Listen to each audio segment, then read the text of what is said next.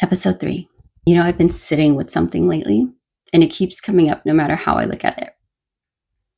You see, I do pattern recognition really well, not just in life, but in people, in how people listen, how they respond, in where they lean in and where they completely check out. And when I put something out there, I can almost feel it happening in real time. There are people who immediately get it, like it lands right in their chest. They feel it. They don't need explanation because they've lived something similar. And then there are people who genuinely want to connect. Like they're curious, they're open, they're willing. They feel that what I'm saying is real, but they don't quite understand the language. Like not the actual idea, but the words. And then there are people who genuinely don't give a fuck.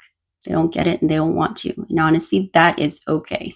What took me a while to realize this is that I don't actually need to speak to everyone the same way. And I don't need to be universally understood. The group I'm specifically interested in is the in-between. The ones who feel like there's more to life than just what's visible. The ones who question, is there a bigger calling, a higher purpose? Like, what is the meaning to all of this? What am I even really doing here?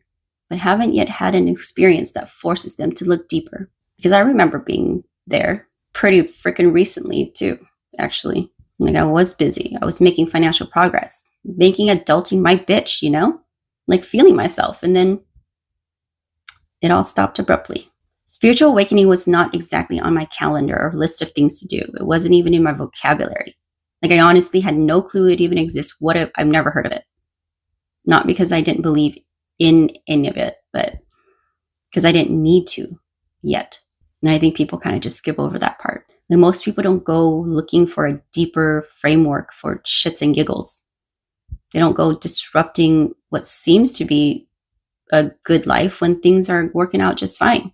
You don't question reality when it's cooperating. You question it when your world starts to crumble, when shit hits the fan, when everything that was your life goes up in flames.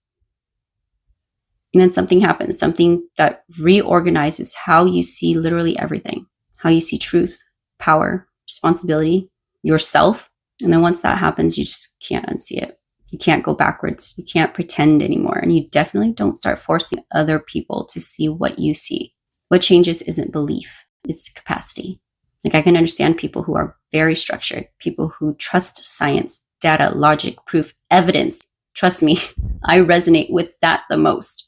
And I can understand people who trust intuition, spirituality, experience in the unseen, just out of sheer respect. And I can understand people who don't want anything to do with any of this and are just trying to survive their week without losing their shit. That's just empathy with range. Like I've lived enough life in enough lanes that I can step into someone else's shoes without losing my own footing. I mean, that wasn't always the case. Before, that capacity made me overextend. I translated without boundaries. I tried to meet everyone where they were at the cost of myself. I understood people so well that I forgot to ask whether they were actually safe for me. I explained myself when I didn't need to. I carried emotional weight that just wasn't mine. Empathy without boundaries is just unpaid emotional labor with a spiritual aesthetic. Save yourself from that. Just don't do it. But then something changed. Not my heart. I learned discernment. I didn't lose compassion. I had a choice. I still understand. I still empathize. But I choose how far I step in. I don't do this translating to rescue anyone. I don't translate to convince. I do this to connect. I translate to bridge worlds, and that's my purpose. Because connection doesn't require agreement. It requires authenticity. Truth doesn't need to be dramatic to be real. And depth doesn't need big words to be valid. A lot of the language I use now, I didn't have before. I didn't just go, that's a cool word. I'm going to use it. I learned it the hard way because life demanded it. When you go through experiences that are intense enough, that cracks you wide open, it forces you to look at reality without filters. You start searching for words that can actually hold what you've experienced. So if some of the language feels unfamiliar to you, that doesn't mean that you're behind or you're being left out. It just means you haven't needed it yet.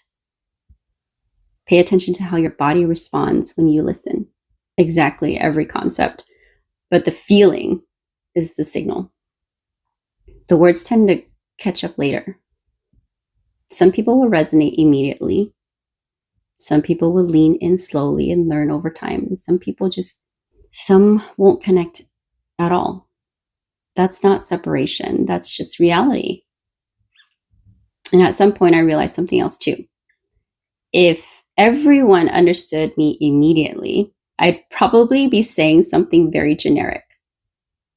Universal understanding usually means you didn't say anything specific enough to risk discomfort. And that just doesn't pique my interest. I'm not here to wake anyone up. I'm not here to argue belief systems. I'm not here to convert anyone to world views. I'm simply here to speak my truth clearly from where I stand.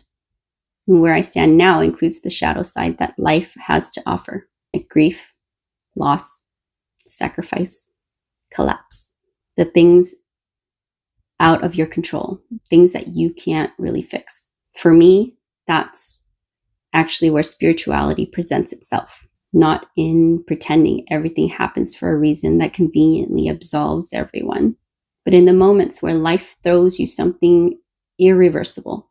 Spirituality isn't there to explain those things away. It's there to help the human heart survive them without closing.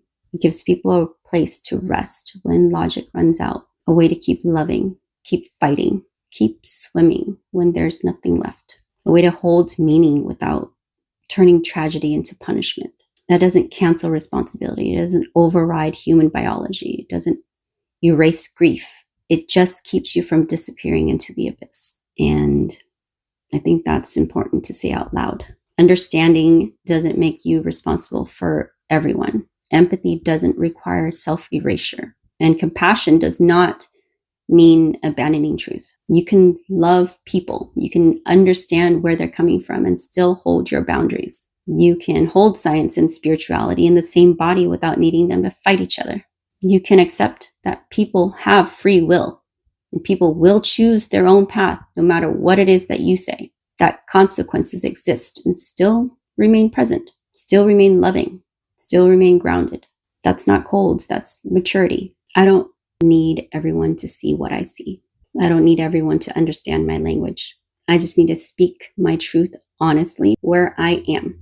Because the people who are standing somewhere nearby, they'll recognize it. And the rest, they'll find their way when life asks them to.